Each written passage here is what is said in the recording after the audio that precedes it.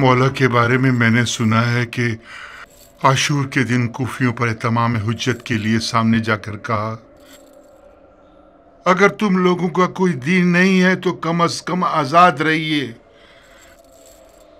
मैं आप लोगों के बुलाने पर कूफे की सिमत आया हूं। तुम लोगों के बेशुमार खुतूत गवाह हैं।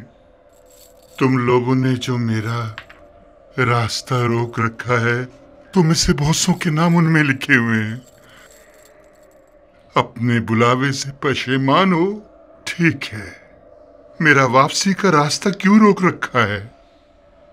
रास्ता खोल दीजिए, मैं इराक के अलावा किसी और जगह चला जाऊंगा। कूफियों ने इससे ज्यादा बात करने की मोहलत न दी, उनकी तरफ तीर चला दिया, उनकी तरफ तीर चला दिया। हाय मीसम, मीसम कहाँ हो? खुदा से दुआ मांगो कि तुम्हारी बशारत को पूरा कर दे। मीसम तम्मार? मीसम तम्मार ने मुझे एक बशारत दी है। खुदा की कसम, मीसम तम्मार एक सच्चा इंसान था। उसने सालों उस खजूर के दरख्त को पानी दिया है जिसका मौला अली ने वादा किया था कि ये मीसम का दार है। वही हुआ मुख्तार। मीसम को उसी दरख्त पे दार पे लटकाया गया। जब तक मीसम को दार पर नहीं लटकाया गया मुझे यकीन नहीं आता था। मुझे लगता था कि मीसम वहम का कैदी बन गया है। उसने तुम्हें कैसी वही सुनाई है? बशारत दी है कि मैं अपने मरजाना को जहन्नुम वासिल करूंगा और उसके मुंह पर लात मारूंगा। तो फिर मारोगे तुम उसे? उसके मुंह पर लात भी मारोगे? शक मत करो, मीसम उन राजों का इल्म रखता था जो उसने मौलाए कायनात अली से सुने थे। एक रात मस्जिद में मीसम के साथ नमाज पढ़ रहे थे। मीसम पर अजीब सा हाल तारी था, बहुत अजीब।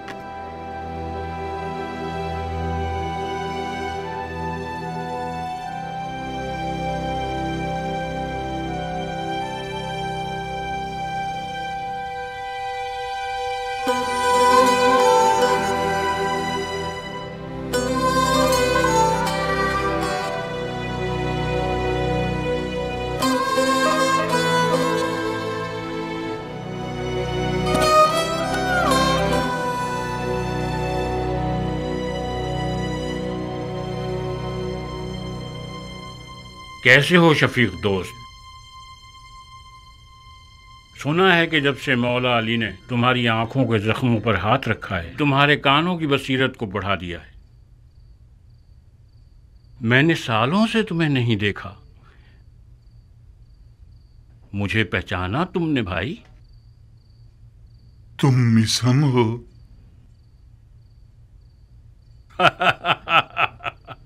मीसम कूफे में रेगजार की तरह मीसम गिराता फिर रहा है। कौन सा मीसम?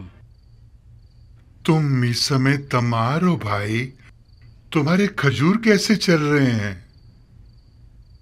आपकी दुआएं हैं।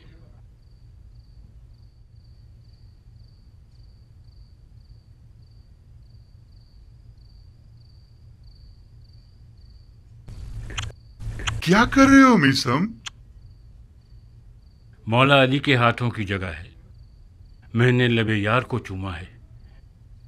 क्या तुम चाहते हो कि तुम्हें तुम्हारे अंजाम से बाखबर करूं? बस भी करो मीसम। ऐसी बातें करते हो कि लोग समझते हैं झूठ और बेहुदा हैं। तुम्हें दीवाना कहते हैं। ऐसा मत करो भाई, इश्क के राज फाश मत करो। मेरा कसूर नहीं है। अली के इश्क ने मुझे मजनू और रुसवा कर दिया है। ला यकमल ईमानुल अब्द हत्ता यज़ुन्नून अन्नास अन्नहु मजनून। जब तक लोग तुम्हें दीवाना न समझें, तुम्हारा ईमान मुकम्मल नहीं हो सकता। ये जो तुमने कहा, क्या ये हदीस मुबारका है? हदीस इश्क है। इब्ने अफीफ हदीस इश्क है। मुझे तो मौला अली के हाथों के जरिए दुनिया देखनी थी, तो फिर क्यों नहीं देखी? इश्क अली के रास्ते की निशानियां क्यों खो दी मैंने? मीसम तो निशानियां बताना चाहता था तुझे बिन अफीफ, तुम खामखा सुनने के लिए तैयार नहीं हुए। वाहे हो तुझ पर बिन अफीफ, वाहे हो तुझ पर बिन अफीफ, वाहे हो खुद को संभालो बिन अफीफ, वाहे हो खुद को संभालो। तुम अकेले ही आलम इश्क के राह भूले हुए नहीं हो, मैं तो आंखें रखते हुए गुम हो गया। मुझे भी मीसम के खजूर के पेड़ पर लटकाए जाने तक उस पर और उसकी बातों पर यकीन न था।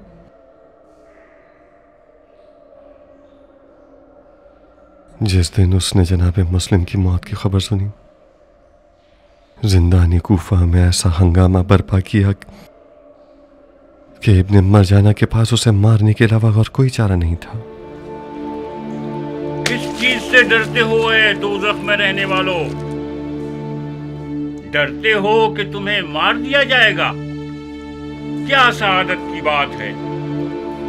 इस जिल्लत और दोज़ख की जिंदगी से रिहा हो जाओगे और खुदा के मलकूत की तरफ चले जाओगे। खुदा की राह में मारा जाना एक ऐसी सआदत है कि हर किस को नसीब नहीं होती।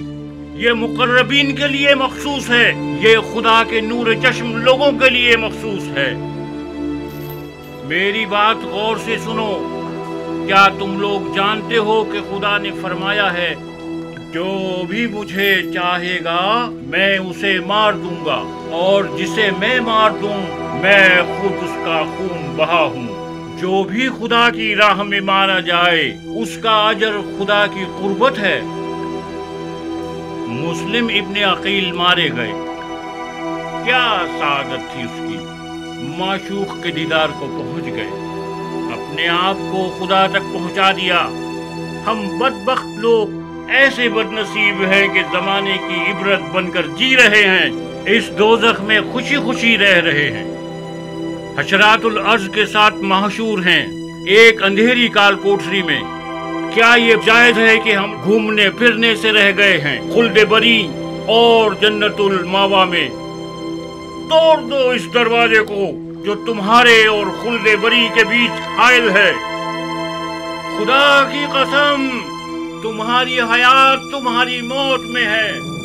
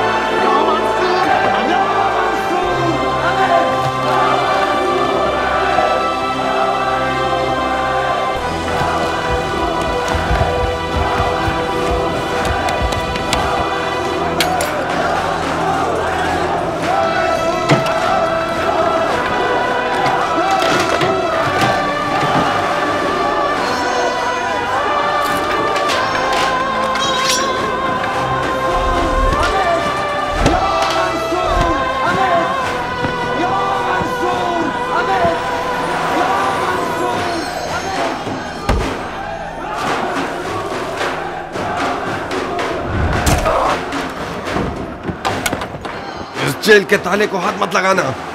कैदियों ने मीसम की सरबराही में हंगामा आराई शुरू कर दी है। वक्त रिहाई है मुख्तार। इस हंगामा आराई में रिहाई नहीं है, खुदकुशी है।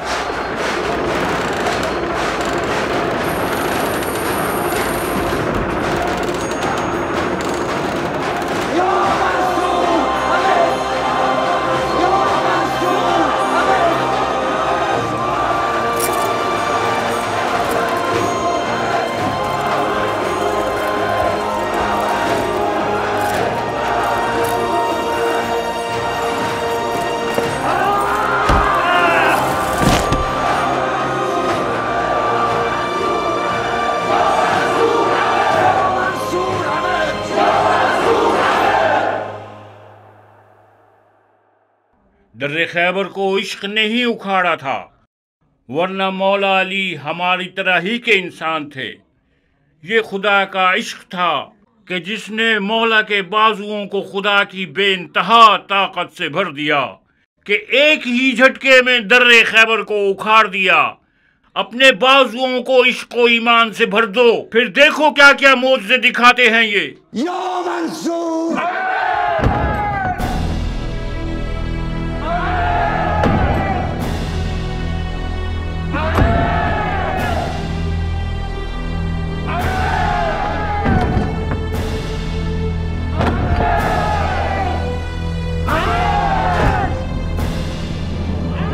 चलो जल्दी चलो।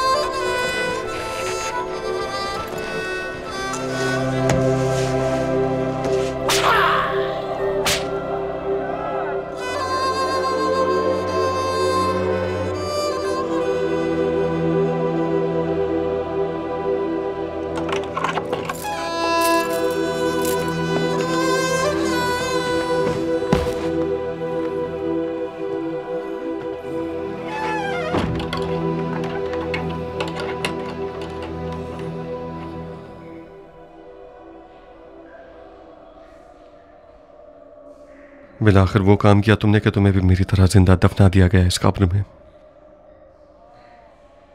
कब्र कहाँ और ये जहन्नुम कहाँ अबू इसहाक। फिशार कब्र और उसकी वहशत से खुदा की पनाह। राह कूचाए यार बहुत पेचो खम वाली है, ये कैद उस राह का आगाज है। दुआ करो कि इस राह के इन पेचो खम और फरेब और हीलों में गुम न हो जाएं।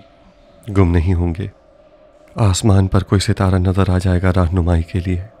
अगर आसमान बादलों से भरा हुआ हो तो फिर? अगर हम चल रहे हों और रास्ते में कुआं आ जाए।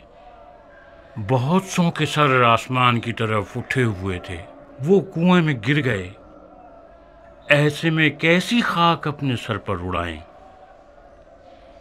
घबराओ मत मीसम, रास्ता दुश्वार भी है और पेचो खम वाली भी, मगर हम भी रास्ता न जानने वाले नहीं हैं। हुब्बे अली हमारी राह का निशान है। मैं दीवाना हूं मुख्तार। बेकार बातें मत करो। तुम दीवाने ठहरे तो फिर अक्लमंद कौन होगा? क्या तुम आशिक हो मुख्तार? मेरा जाहिर क्या बताता है?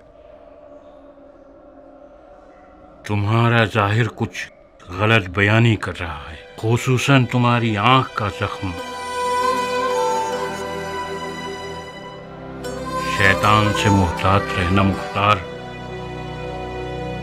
तुम एक बड़े काम के लिए मबूस किए जाओगे। तुम मरजाना के बेटे को मारोगे और उसके मुंह पर जूता मारोगे। उस वक्त अपने पांव के नीचे के कुएं से गाफिल मत होना। मुमकिन है वो तुम्हें दोज़ख की कब्र तक पहुंचा दे।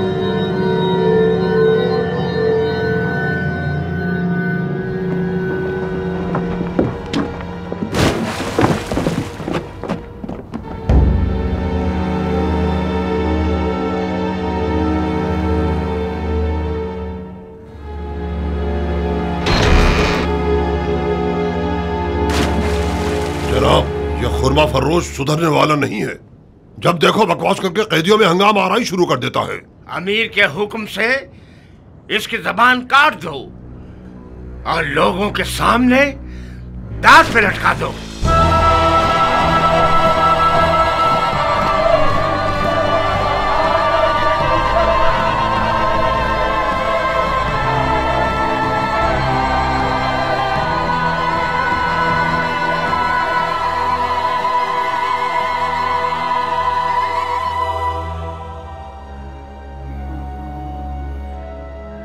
मैं एक बड़े काम पर मबूस किया जाऊंगा।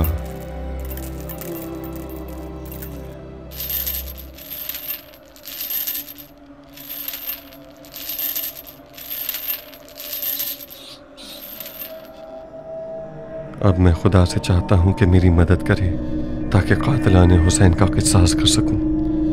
मैं इस आरज़ू के पूरे होने के इश्क में जिंदा हूं। खुदा की कसम, मैं कातिलाने हुसैन को अमान नहीं दूंगा, चाहे वो एक दिन में 1000 बार तौबा कर लें। अगर मेरा उन हरामजादों को अमान न देना मुझे दोज़ख के कुएं तक ले जाए तो मैं उस कुएं और दोज़ख पर भी राजी हूं। मुख्तार,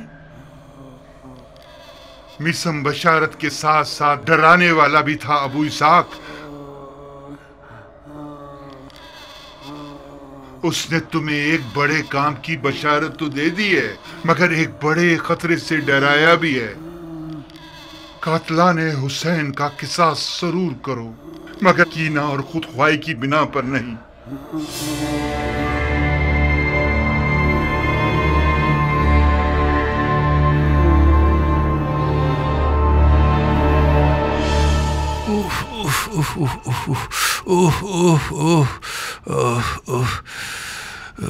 इसकी बदबू फैल रही है। ज़ाहिरन तुम्हारे ईरानी मरहम ने भी कुछ नहीं किया, तभी ये तो बदतर हो गया, बेहतर नहीं। मैं खुद इस जख्म के मामले में हैरान हूँ अमीर। अगर इन 3 जड़ी बूटियों को मौम और शहद में मिलाकर लगाया जाए तो हर किस्म की बदबू खत्म हो जाती है। मैंने इस मरहम से बड़े बड़े मौजज़े देखे हैं, ताज्जुबे के जख्म पर कोई असर नहीं किया। इस जख्म का पीप तो रुकने का नाम ही नहीं ले रहा। ऐसा लगता है कि बदबू की जड़ें दरिया में हैं। यूँ कहो कि इसकी जड़ें खिला में हैं। शर्माओ नहीं, बल्कि खिला में भी ऐसी बदबू नहीं होती।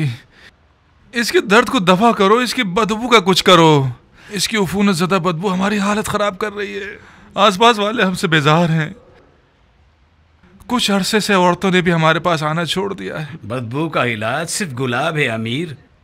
इस जख्म को अरक़े गुलाब से बार बार धोना होगा हमें। धो जो भी कुछ कर सकते हो करो, इसकी बदबू खत्म कर दो। आए आए आए मौत कितनी बड़ी नेमत है। दर्द बुरी तरह मेरी रग रग में घूम रहा है। लगता है आंखों में सुइयां चुभ हुई जा रही हो। हाय हाय, मेरा सर दर्द से फट रहा है। यूं लगता है मेरी जान निकल जाएगी। ये जख्म कोई आम जख्म नहीं है। ये गैब का तीर है, गैब का तीर। हाजियान क्यों बोल रहे हैं? आप तो इन फजूलियात को नहीं मानते थे। अब मानने लगा हूँ, मैं फजूलियात को मानने लगा हूँ। मैं तुम्हारी तरह का हो गया हूँ। ये जख्म उसी खून के कतरे का नतीजा है। कौन से खून का कतरा? आप इन फजूलियात पर ध्यान मत दीजिए।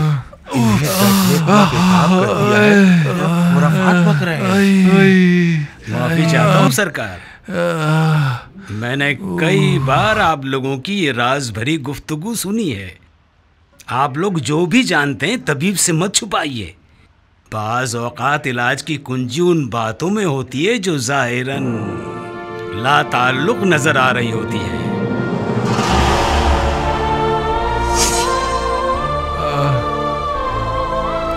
तबीब, एक दिन हमारे पास कटा वसड़ लाया गया। उस कटे हुए सर से एक खून का कतरा मेरी रान पर बहा। उसके दूसरे दिन से इस जगह पर जलन और खारिश जाहिर होने लगी और फिर यह लाइलाज जख्म बन गया। मुमकिन है कि वो खून का कतरा जहरीला हो और उसकी वजह से जख्म बन गया हो। ये खिलाफ अक्ल है सरकार। ये वहम है, खुराफात है। उस कटे हुए सर से कतरा आपकी रान पर गिरा, मगर 10 कतरे मेरे हाथ पांव पर गिरे। मुझे तो कोई बीमारी नहीं हुई। इन फजूलियात को तुमने मेरे दिमाग में डाला है और अब तुम ही इसका इनकार कर रहे हो।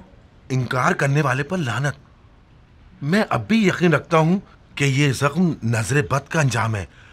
आपको नजर लगी है।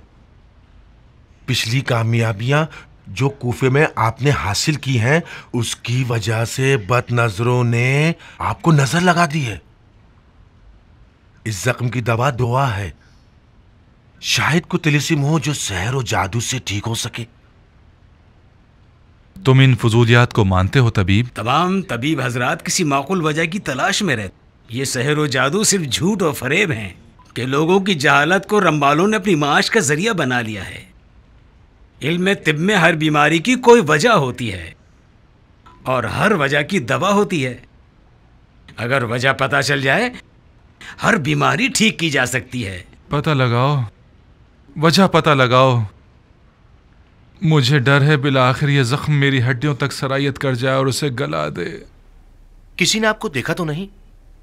मैं यहाँ चोरी करने नहीं आई हूँ कि मुझे किसी के ना देखने का ध्यान हो। मेरा मकसद ये था कि किसी ने आपको पहचाना तो नहीं। आप किस बात से डर रहे हैं? क्या आपको ये डर है कि आपका मकाम कूफे के उस सफाक हाकिम की नजर में गिर जाएगा? बानो उमरा, मकाम मंजिलत का मसला नहीं है। इब्ने ज़ियाद जिस पर भी शक करे उसे ज़मीबोज़ कर देता है। उसे बू भी मिल जाए कि मैं मुख्तार और उसकी अहले बैत और साथियों से किसी भी किस्म का मिलाप रखता हूं, मेरी हस्ती को वीरान कर देगा। वो मुख्तार को अपने शदीद तरीन दुश्मनों की सफ में रखता है। मुझे तो हैरत है कि मुख्तार के कैद होने पर कैसे राजी हो गया और उसे मारा नहीं। मार देगा, कुछ देर नहीं कि अगर इसी तरह से जिंदान में रहा तो मुख्तार जिंदान में ही मर जाएगा। मर जाएगा। वो मुख्तार को तकलीफें देकर मारना चाहता है। खुदा आपके बुजुर्गों की मगफिरत करे। आप किस बात की तवक्का है? मैं इस मामले में क्या कर सकता हूँ? मैं कुछ नहीं कर सकता। तुम मुख्तार के चचाजाद भाई हो ज़ायदा। तुम और मुख्तार एक खून से हो, एक नस्ल से हो, तो फिर इन रिश्तों का क्या फायदा? आप तो मुख्तार के रिश्तेदार हैं। अगर आप उसकी मदद ना करेंगे तो खैरों से क्या तवक्को? नहीं हो सकता बानो। आप क्यों नहीं मान रही? खुदा रसूल की कसम, अगर मेरे जैसों की शफात का कोई भी फायदा हो सकता तो मैं कोई मुजायका नहीं करता। मैं डरता हूं कि मुख्तार के लिए ऐसा कोई भी कदम उठाना उसकी मौत का बाइस बन जाएगा। मैं ये नहीं कहती कि आप मुख्तार की आजादी के लिए कुछ करें। मुख्तार जख्मी है, उसका जख्म पक चुका है, उसे तबीब और मरहम की जरूरत है। मैं चाहती हूँ कि कुछ ऐसा कीजिए कि कम से कम अंधा ना हो जाए। कितना गलत हुआ कि हम मुख्तार के चचाजाद भाई बन गए। जनाब ज़ायदा इब्ने कुद्दामा, तुम मेरे काबिल एतमाद लोगों में से एक हो। तुम्हारा मामला मुख्तार से बिल्कुल अलग है। मैंने चाहा कि तुम अपना फ़र्ज समझकर हमारी और खलीफा की हुकूमत की एक मदद करो, जो कि हर मुसलमान की शरई जिम्मेदारी है। जैसा कि तुम जानते हो कि मुख्तार हमारा कैदी है, मगर तुम और मैं, हम सब ये जानते हैं कि मुख्तार का जिंदा रहना एक संजीदा और छुपा हुआ ख़तरा है खलीफा की हुकूमत के लिए। मुझे बावसूख खबर मिली है कि मुख्तार कौम बनी सकीफ़, अशायरा और अजमों के दरमियान काफ़ी असर व नफूज रखता है। मैं तुमसे चाहता हूँ कि उसके असर व नफूज को ख़त्म कर दो। कबीला सकीफ़ की तरफ से तो मुतमईन रही है अमीर। सक़फ़ियों की ना तो कूफे में कोई ख़ास कुदरत है, ना ही ये लोग सियासी तनाज़ात वाले लोग हैं। इन लोगों में से ज़्यादातर अपनी खेती बाड़ी और भेड़ बकरियों में मसरूफ़ हैं। उनका मुख्तार से और उसके अक़ीदों से कोई सरोकार नहीं। मुख्तार की दोस्ती ज़्यादातर अजमों से है। कबीला सकीफ़ मुख्तार से नाराज़ हैं, इसकी वजह भी यही है। अजम लोग हमारे आज़ाद किए हुए हैं, अरब के ग़ुलाम हैं। हमारे लिए बहुत शर्मनाक बात है कि मुख्तार की उन लोगों से दोस्ती है और वो अरब और अजम को एक बराबर समझता है। मुख्तार का साथ देने वाले अशायर की क्या खबर है? अशायर भी खतरे से बाहर हैं। उनमें से ज़्यादातर लोग सहरा नशीन और खाना बदोश हैं। कूफे में तो रहते नहीं हैं, सिवाय साल में 1-2 महीने के। ठीक है, मगर इन सब के बावजूद हमें मुख्तार के नफूज और उसके ना दिखने वाले लश्कर से गाफिल नहीं रहना चाहिए। जब तक मुख्तार जिंदा है, ये ग्रोह सर पर मंडलाते हुए ख़तरे की तरह हैं। सिर्फ मुख्तार की मौत ही उन्हें ठंडा कर सकती है। मैं अमीर के इरादे के सामने सर तस्लीम खम करता हूँ। बेशक आप हुकूमती आफतों और ख़तरों को दफ़ा करने में सबसे ज़्यादा महारत रखते हैं। जो भी मसलहत है वो कीजिए। मुख्तार आपके पंजे की गिरफ्त में है, आप उसके वजूद को मिटा सकते हैं। तुम ये जहमत उठाओ, ये मेरी ख्वाहिश है। मतलब क्या करूं अमीर? मुख्तार को मार दो। जी मैं उसे मार दूं? अपने चचाजाद भाई को? खलीफा की बका और दवाम के लिए कर रहे हो बंदे खुदा। तुम्हारा अजर सवाब अपनी जगह, हमारे रहम करम से भी खाली हाथ नहीं रहोगे। इमारत से लेकर सोने तक, जो भी चाहो। मैं ही क्यों अमीर? यही काफी होगा कि एक सिपाही को चंद दिनार की लालच में खरीद लीजिए कि वो मुख्तार को मार दे। मुख्तार का मेरे हाथों मारा जाना वो शर्मिंदगी है कि जब तक मैं जिंदा हूं मुझे डसती रहेगी। कोई भी नहीं समझेगा कि मुख्तार को तुमने मारा है। ये एक राज है मेरे और तुम्हारे दरमियान। अपने चचाजाद भाई मुख्तार को देखने के बहाने जिंदान में जाओगे। कैदियों की आंखों से बचते हुए एक मरहम अपने साथ ले जाओगे। जैसे ही मरहम को मुख्तार की आंख के जख्म पर लगाओगे, तमाम किस्सा खत्म हो जाएगा। मरहम एक जानलेवा जहर से भरा हुआ होगा, वो खुद ही मुख्तार की जान ले लेगा। ये कोई मुश्किल काम नहीं है कि मेरे अलावा कोई और ना कर सके। और भी बहुत से लोग हैं जो ये काम कर सकते हैं। अगर मेरे पास ऐसा शख्स होता तो मैं तुम्हारा दामन नहीं पकड़ता। मुख्तार हर चीज और हर शख्स पर शक करता है। हमने जो कुछ भी दवा और इलाज के लिए भिजवाया उसने मना कर दिया। मैं खुल्लम खुल्ला उसे नहीं मारूंगा, क्योंकि मैंने बिनु हुरैस से वादा किया है। बिनु हुरैस एक काम का आदमी है, उसने बहुत सी खिदमतें की हैं और कर रहा है। मैं उसे मायूस नहीं करना चाहता, लिहाजा मैं उससे ये काम नहीं करवा सकता। अब रह गए मुख्तार के करीबी लोगों में से कोई एक। अब तुमसे बेहतर कौन हो सकता है जो दोनों ग्रोहों के लिए काबिल एतमाद हो? शक मत करो जायदा, अभी हमारे बहुत से काम ऐसे हैं जो हम एक दूसरे की मदद से कर सकते हैं।